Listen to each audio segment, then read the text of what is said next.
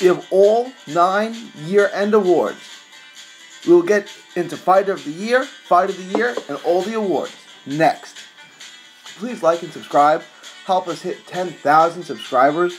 Welcome to the 3D Boxing year-end award show. Lot to get into today. 9 different awards. We're going to get into each one. Let us know what you guys, let us know what you think. Leave your thoughts, comments below. We're going to get into all the awards.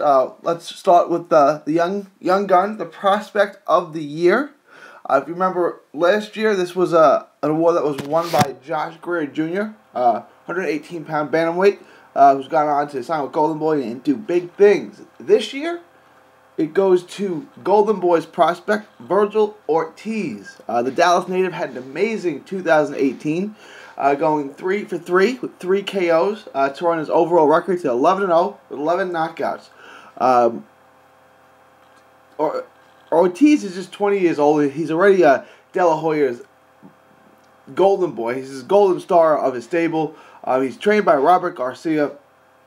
He has a fight scheduled for the Toyota Center in Houston on January 26th against Abraham Cordero. So we're not going to have to wait very long to see Ortiz again. That will be on the undercard of Munguia and Inoue. This kid has vicious power. He's 5'11". He's offensively complete, long, rangy, well put together, 140-pounder. We're sure at some point he will develop into a 147-pounder, which would put him in the money division. But right now he is Golden Boy's biggest prospect. He's from Dallas. He is Texas's best prospect, and he's Robert Garcia's best prospect. There's absolutely nothing to dislike about Vergil Ortiz. Tremendous power, tremendous punching, tremendous range, tremendous power, good hand speed, throws beautiful quick combinations. Really complete fighter. And we're looking forward to seeing him take a step up in competition, maybe even fight for a world title in 2019.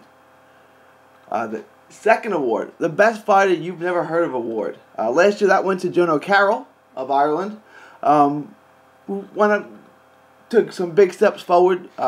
Looks like he may get a fight with Tevin Farmer. You certainly know who he is now. So Joe O'Carroll has accounted for himself nicely in that manner. Although in his last fight he took a draw on the biggest platform of his career. Not a great look, but he had a solid year, and he will most likely get a world title shot in 2019. This year's award winner is Italian welterweight Alessandro Rigoccini. The 30-year-old undefeated Italian welterweight is finally starting to open some eyes and garner some attention. He went 2-0 with 2 knockouts, both relatively easy knockouts in 2018. In his last fight, he traveled to Mexico and stopped undefeated prospect Andres Villamon, who didn't even bother to make 147, came in over. So he's pretty much a 154-pounder. And Rigoccini had no problem stopping him there. He says he can make either 140 or 147. Obviously, the bigger fights and names are at 47, which is why he is campaigning predominantly at 47, but says he can make 140. He captured the interim WBC silver middleweight title when he beat Villamon. The Italian champ has an interesting story, too, that includes moving to Cuba to improve his boxing skills. He fights predominantly in Mexico and has a combination of styles. His style includes, European style as well as Cuban and Mexican components. Really interesting fighter. Again, that's Alessandro Rigoccini, 30-year-old undefeated welterweight who captured the interim WBC silver welterweight title as our Best Fighter You've Never Heard of award. Moving on, the robbery of the year. This was a tough one. So many atrocious scorecards this year. However, we're going to go with the biggest fight. Tyson Fury took at least 9, maybe 10 rounds against Deontay Wilder, making him look bad and amateurish at times. He outworked him and outlanded him round after round. We thought he was piling up the points, as do most people. We thought he was on his way to a clear, one-sided, unanimous decision, as did Paulie Malignaggi and the Showtime crew who was commentating on the fight, as did most of the people in attendance. And then 2 judges did the unthinkable. One scored the fight draw, and the second, Alejandro Rochin, is now infamous for scoring the fight 115-111 for Deontay Wilder. That scorecard is unspeakably bad. It's one of the worst scorecards you've ever seen. It's up there with Adelaide Bird's 118, 110 for Canelo and CJ Ross's 114, 114 Canelo Mayweather draw. Fury pulled off an amazing comeback in 2018. This should have concluded with him being the WBC and lineal heavyweight champ of the world, but two judges took that away from the Gypsy King. So the robbery of the year is Tyson Fury's draw with Deontay Wilder. Trainer of the year. When you have two fighters in the top 5 pound for pound, and those two fighters go 5-0, you are going to win this award. That's why Anatoly Lomachenko is our 2018 Trainer of the Year. Sure, guys like Robert Garcia and Andre Rozier are outstanding candidates for this award. They really are. And they could win this award every year. But it's kind of like giving the MVP to LeBron James every year or Michael Jordan. It's like, well, did you do anything above your normal, typical greatness? And for this year, Lomachenko, what he did with his two top fighters, Vasily Lomachenko and Alexander Usyk, 5-0, like I said, incredible year that he had. He takes the award. And there are other candidates, Kevin Cunningham, obviously, as well.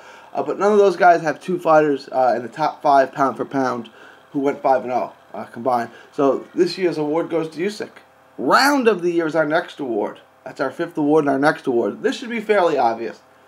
The final stanza, the 12th and final stanza between Wilder and Fury was absolutely epic. It's just not the round of the year. It's simply one of the most dramatic and memorable rounds in the history of the heavyweight division and in the history of boxing. Wilder, seemingly having lost nearly every round and in desperation mode in the final round, lands a left hook right hand two-piece. Actually, a right hand left hook two-piece. Puts Fury on the floor and out cold. Fury awakes like the Undertaker to get to his feet. I mean, just barely get to his feet at a 9 count. And with way too much time left, it looked inevitable that Wilder was going to get him out there. And by the end of the round, he somehow not only hangs on, but goes on to badly hurt Wilder and put Wilder in a bit of trouble and wobble Wilder at the end of that crazy 12th round. So the 12th round of Wilder and Fury is obviously the round of the year. Knockout of the year. This was a great year for knockouts. Big names like Danny Garcia, Errol Spence, Inoue, and superstar prospects like Teofimo Lopez made really good cases for this award, scoring tremendous one-punch knockouts. But Dillian Whyte places first and second in this category in 2018. Second place would be his KO of Chisora. I'll take the runner-up. And then the winner is his brutal, way too violent, not for British TV KO over Lucas Brown. I think this is clearly the winner. Knockout so violent Sky Sports wouldn't show the replay. I mean, that didn't stop HBO from airing it over and over and over and over again in the U.S. as that KO was akin to a train wreck. I mean, you really couldn't look, but you also couldn't look away. So Dillian Whyte takes the knockout of the year for his knockout of Lucas Brown back in March. Performance of the year, our 7th award, saving the best for last. On the Whyte Chisora undercard. The undercard was supposed to be a platform for Christopher Rosales. It's supposed to put Rosales into another stratosphere amongst 115, 112 pounders. However, Charlie Edwards, who was supposed to be basically an opponent who was supposed to go in, put a good fight, and get knocked out, would have to have had fight brilliantly to not get knocked out, right? Just to last the 12 rounds, which he was not expected to do. He would have had to fought perfectly just to survive the high-powered, hard-hitting Rosales. To get the win, he'd have to hand it a better-than-perfect performance to pull the upset, right? To pull the upset was almost unthinkable at that point. It would have to be absolutely perfect. And he'd have to change his style and fight up the back foot and expose Rosales. Him beating Rosales was not an option. Well, it's a good thing Charlie Edwards didn't listen to that, as he handed in, really, a picture-perfect performance. I mean, his performance defined ring generalship. No one thought he was capable of such a performance. No one thought he could outbox and outmove and control Rosales the way that he did. But he controlled him, and he took a clear, unanimous decision. He captured the WBC flyweight title. junior flyweight title. I'm sorry. The 8th award, the fight of the year. Erislandy Lara entered his 154-pound unification bout with Jarrett Hurd as a sizable favorite to outbox and school the young, tough Hurd. That looked to be the case early. Lara was outboxing Hurd, but as we've grown to expect from Swift Hurd, he began breaking Lara down, and Lara's legs seemed to give way as he continued to box, but was stationary, fighting Hurd and right into his hands, standing with him in the middle of the ring, landing good work, but also eating a lot of good shots by Hurd. Hurd, the younger, heavier, hitting, stronger puncher, breaking him down, wearing him down. You can see that there was a shift in the momentum of the fight. In the later rounds, Hurd started seizing control. Going into the final round, the fight was 50-50 and completely up for grabs, where Swift got to Lara and dropped him in dramatic fashion and nearly stopped him altogether in that final round. The Cuban pro was able to hang around, but dropped a very, very close decision by scores of 114-113, 114-113 for her, and one other card going 114-113 for Lara. That's how close the fight was. Fight of the year. Last year, it was the little man, Srixit Soriwringvasai, who came out of nowhere to capture the Fighter of the Year award. This year, it was a champion who was on the verge of superstardom and being a pound-for-pound elite. Alexander Usyk cleared out the cruiserweight division, became undisputed champion of that division, captured the Muhammad Ali trophy, and then signed with Eddie Hearn and DAZN. Made a career-high purse by brutally knocking out Tony Blue in Manchester. It was a banner year for Ukraine boxing, as well as the Usyk training camp in particular.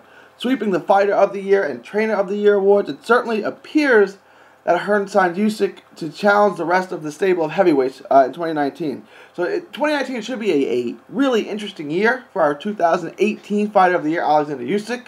We'll see what he does in the heavyweight division, and if he gets a shot at AJ or any of the other, or whoever might be the heavyweight champ of the world at that time. But those are our awards this year. Let us know what you think. Leave your thoughts, comments below. For 3D Boxing, this is the 2018 year-end award show. Let us know what you think. Please remember to like and subscribe. Enjoy 3D Boxing vlog videos? Show us some love by clicking the like button. Don't miss a tweet, post, story, or video. 3dboxingvlog.com is also on Facebook, Twitter, and Instagram. Hit the subscribe button now to stay inside the ring.